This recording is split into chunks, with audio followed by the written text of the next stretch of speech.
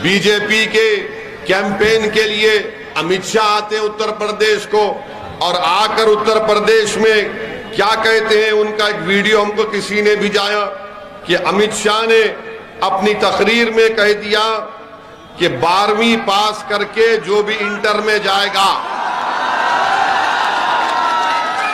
ये देश के होम मिनिस्टर हैं, 12वीं पास करके जो इंटर में जाएगा उसको लैपटॉप और फोन देंगे। वाह शाह साहब, क्या दिमाग पाया आपने, वाह। यानी जो 12वीं पास करके इंटर में जाएगा, अरे आपको तो 12वीं और इंटर में फर्क ही नहीं मालूम, और अब देश के होम मिनिस्टर बन गए। वाह, मोदी जी की तारीफ करना कि ऐसे शख्स को होम मिनिस्टर बनाया उन्होंने। वाह, यानी हम तो सुनते थे कि अनमोल रतन अकबर बादशाह के पास थे, मोदी जी के पास तो थे अनमोल रतन इतने जमा हो गए। एक कहता है कि मई जून में बर्फ ला लेंगे, दूसरे कहता है कि जो 12वीं के बाद इंटर में जाएंगे। अब आप सोचिए देश कहां जाएगा, उत्तर प्रदेश कहां जाएगा। उत्तर प्रदेश के मुख्यमंत्री तो बड़ी बड़ी बातें करते हैं कि पूरा माफिया भाग गया, क्रिमिनल भाग गया, मगर उत्तर प्रदेश के मुख्यमंत्री ये नहीं बता पा रहे कि एक पार्लियामेंट के सांसद की गाड़ी पर 4-4 अगर गोलियां चलाई जाती हैं तो किस घर के दामाद थे, वो किस क्रिमिनल के साथी थे, उनका ताल्लुक कौन से माफिया से था। उत्तर प्रदेश के मुख्यमंत्री इस बारे में नहीं बताएंगे, मगर मीडिया को बताते हैं कि ओवैसी को जब वो भाषण देते हैं जरा एहतियात से बात करना पड़ेगा। मैं उत्तर प्रदेश के मुख्यमंत्री को पहले भी बताया हूं और आज भी सुल्तानपुर की इस मुबारक सरजमीन में खड़े होकर कह रहा हूं कि मेरी जबान चलेगी तो तुम्हारे बोलने पे नहीं चलेगी। आदित्यनाथ, मेरी जबान अगर चलती है और चलेगी इंशाअल्लाह ताला तो अल्लाह के फजल करम से और सच्चाई को बयान करने के लिए, मजलूमों के हक के लिए और जालिमों के जुल्म के खात्मे के लिए मेरी जबान चलेगी। और अगर कोई ये समझता है कि असदुद्दीन ओवैसी पर गोलियां चलाकर वो हमारी जबान को खामोश कर देगा, तो मैं इन तमाम चोरों से कहना चाह रहा हूं, बुज़दिलों से, यकीनन तुम बुज़दिल हो, इसीलिए तुमने छुप कर मुझ पर गोली चलाई। अरे अगर हिम्मत है तो मुकाम और वक्त बता दो, फिर देखते हैं तुम कौन से मैदान। मेरे अजीज दोस्तों और बुजुर्गों, मेरे अजीज दोस्तों और बुजुर्गों, मेरे अजीज दोस्तों और बुजुर्गों, हम तो मुख्यमंत्री जी से कहेंगे कि माफिया क्रिमिनल छोड़ो। आप किसी किसान की फसल जब उगती है तो उसकी खेत में जाकर 2 रात गुजारो आप बगैर सोए, तो आपको पता चल जाएगा कि क्या मामला है। मगर मुख्यमंत्री तो सिर्फ गर्मी की बात करते हैं, सर्दी की बात करते हैं। अजीब मामला है, ये कहते हैं कि मई जून में मैं बर्फ निकाल दूंगा। अरे क्या आप मौसम वैज्ञानिक हैं? यहां पर कई उत्तर प्रदेश के गांव में बिजली नहीं आती भी है तो 8-10 घंटे के लिए, मगर उत्तर प्रदेश के मौजूदा मुख्यमंत्री को इसकी फिक्र नहीं है। और फिर पर आप दूसरा देख लो, अखिलेश का भी वीडियो है, जिसको कानून व्यवस्था में भरोसा नहीं, हमको वोट दो। जो मां और बहनों की इज्जत नहीं करते, हमको वोट दो। अखिलेश यादव ने सही कहा, सुल्तानपुर की जनता जानती है कि अखिलेश ने क्या कहा एक वीडियो में, जो मां और बहनों की इज्जत नहीं करते हमको वोट दो। यहां पर समाजवादी के जो प्रत्याशी है उनका तो किरदार क्या है, वो उनका नाम है अनूप सांडा। इनका नाम होना चाहिए अनूप रंगरीला। बड़ा रंगरीला है भाई। अब नाम नहीं बोलना चाहूंगा, वरना मोदी जी, देखो हम वही तो कह रहे थे, मोदी जी क्या कहे थे, नरेंद्र मोदी, मैं ट्रिपल तलाक का कानून लाया। अब ये अनूप रंगरीला पर ट्रिपल तलाक का कानून तो लागू ही नहीं होता, नहीं होता ना। अब यही तो हम बताना चाह रहे कि ऐसे प्रत्याशी को आप कैसे वोट देंगे? जो अपने ही घर में वफा नहीं कर सका वो सुल्तानपुर की जनता से क्या वफा करेगा? वो तो बेवफा है। तो इसीलिए हम आपसे अपील कर रहे हैं कि आप मिर्जा अकरम बेग साहब को अपने वोट देकर कामयाब करिए, अपनी लीडरशिप को बनाइए। जो समाजवादी बसपा के लोग कहते हैं कि ओवैसी के इलेक्शन लड़ने से बीजेपी जीतती है, वो डर कर कहते हैं। वो ये देख चुके हैं कि असदुद्दीन ओवैसी और बाबू सिंह कुशवाहा कमजोरों को, मजलूमों को नेता बना रहे हैं और आपको उनके कैद से आजाद करा रहे हैं। चुनाव तक ये बड़ी बात करेंगे मुसलमान मुसलमान और अति पिछड़ा, उसके बाद किसी को पूछते नहीं। तो आपकी वोट की अहमियत ये होनी चाहिए कि आप वोट देने वाले बने, आप वोट लेने वाले बने, आप तो सिर्फ वोट दे रहे हैं। जिस दिन आप अकरम बेग को वोट देंगे, समाजवादी बसपा को मालूम हो जाएगा कि अब इनको डराया नहीं जा सकता। डरा कर वोट हासिल करते आए 30 साल से, आपका क्या फायदा हुआ? हम ये चाहते हैं कि आप नेता बने, हम ये चाहते हैं कि आपको हिस्सा मिले। ये हिस्सेदारी की लड़ाई है। ना समाजवादी, ना बसपा, ना बीजेपी हिस्सेदारी की बात करेगी। वो तो कहेगी कि डर के बैठो।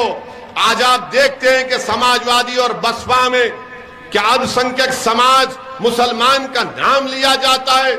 सबसे कह रहे आप खामोश हो जाओ, खामोश हो जाओ, खामोश हो जाओ, कुछ मत बोलो। अरे कब खामोश हो जाएंगे हम?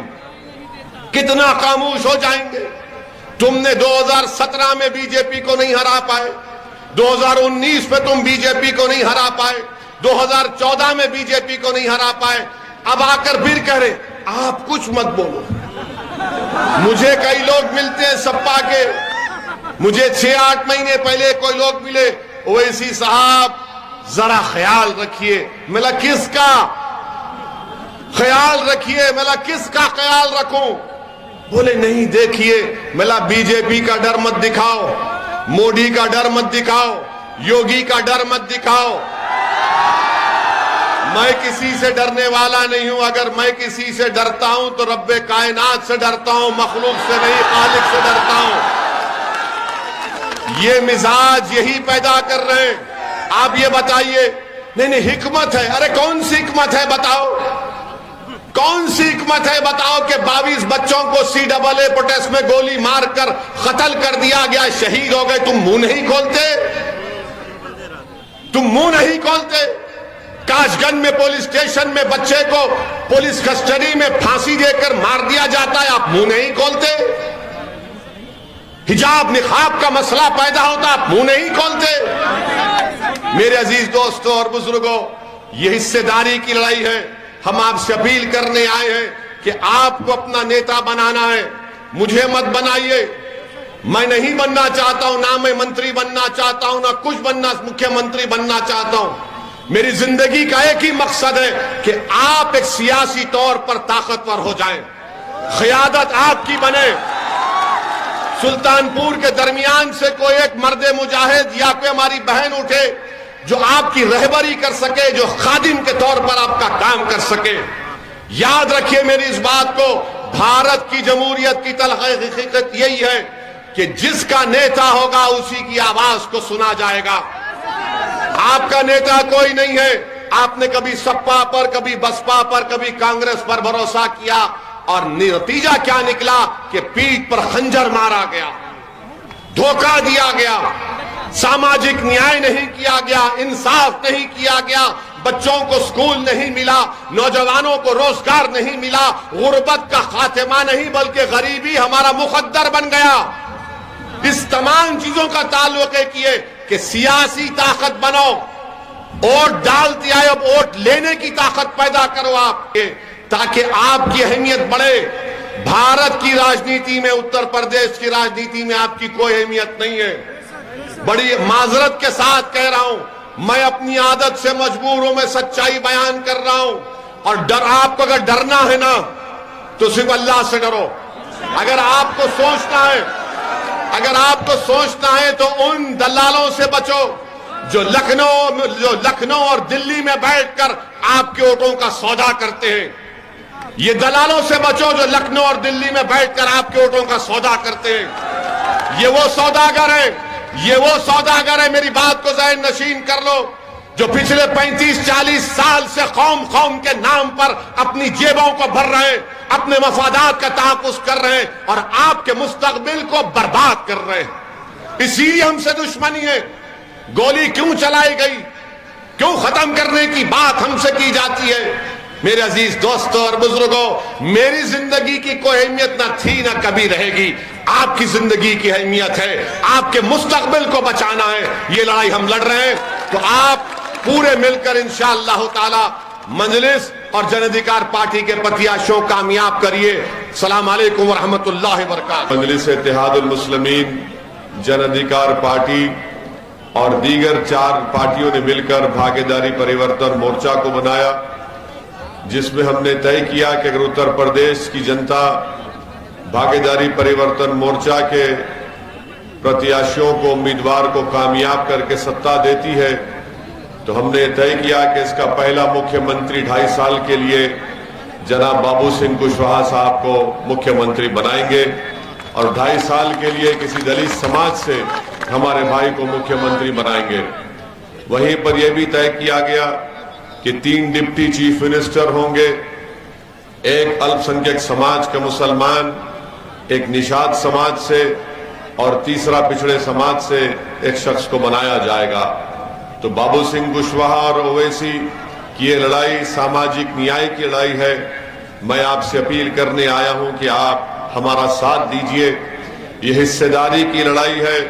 हम कमजोर और मजलूम अवाम को उनका हिस्सा दिलाना चाहते हैं और आपसे मैं अब गुजारिश और अपील करने आया हूं कि आप अपनी हिस्सेदारी की लड़ाई में आप यहां से भागीदारी परिवर्तन मोर्चा के प्रत्याशी और मजलिस के उम्मीदवारों को अपना कीमती वोट देकर कामयाब करें। सुल्तानपुर विधानसभा से मिर्जा अकरम बेग साहब का निशान पतंग का है और पतंग के निशान पर आप बटन दबाकर अपने इत्तेहाद और अपने सियासी शऊर और मिली जज्बे का सबूत दीजिए।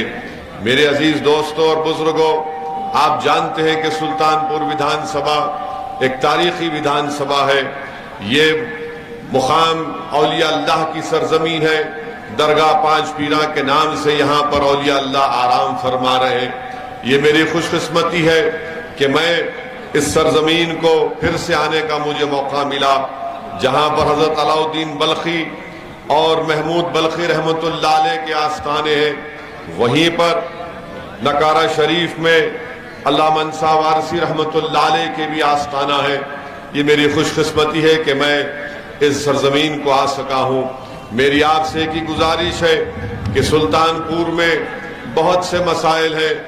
ट्रैफिक का कंजेशन है, खास तौर से जिले अस्पताल को जाने के लिए एक बहुत बड़ा मसला पैदा हो जाता है। 6 किलोमीटर की वो 2 लेन की रोड नहीं मालूम कब खत्म होगी। ऐसा लगता है कि सुबह क़यामत भी आ जाएगी, मगर वो 6 किलोमीटर की 2 लेन की रोड का काम मुकम्मल नहीं होगा। वाराणसी की रोड पिछले 5 साल से चल रही है, डबल इंजन की सरकार उस काम को मुकम्मल नहीं कर पाई। तातिया नगर से गोसाईगंज में माशाल्लाह पूरी रोड पर खड्डे हैं। रोड तो नहीं है मगर खड्डे नजर आते वहां पर। सुल्तानपुर में किसान कोऑपरेटिव शुगर मिल का वादा बीजेपी सरकार ने किया था, मगर अब तक वो कोऑपरेटिव मिल बंद पड़ी हुई है।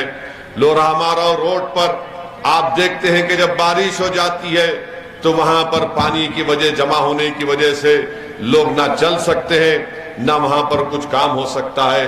ये आपके विधानसभा में बहुत से मसाइल हैं। इन मसाइल को और विकास कराने के लिए ये बेहद जरूरी है कि आप अपना एक वोट मजलिस के प्रत्याशी जनाब अकरम बेग साहब को कामयाब करिए।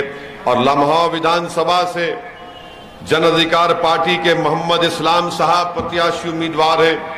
इनका निशान गैस सिलेंडर का है। मेरी आपसे गुजारिश है कि आप इनका साथ दीजिए। मेरे अजीज दोस्तों और बुजुर्गों, क्योंकि वक्त बहुत कम है, मैं मुख्तसर से वक्त में अहम बात आपके सामने रखकर जाना चाहता हूं।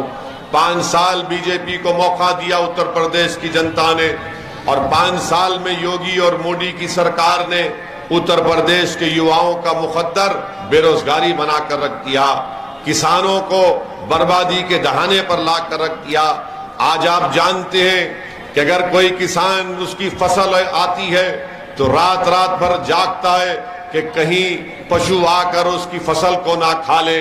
मेरे अजीज दोस्तों और बुजुर्गों, यहाँ पर शिक्षा का कोई मौसर इंतजाम नहीं किया गया।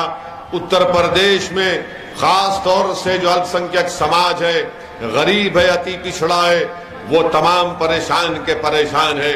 इसीलिए मेरी आपसे अपील है कि आप अपना एक एक वोट पतंग के निशान पर सुल्तानपुर विधानसभा में आप पतंग के निशान पर बटन दबाइए, उस होली से मजलिस के उम्मीदवार को कामयाब करिए, और लम्हा विधानसभा से इस्लाम साहब जिनका निशान गैस का सिलेंडर है उनको कामयाब करिए।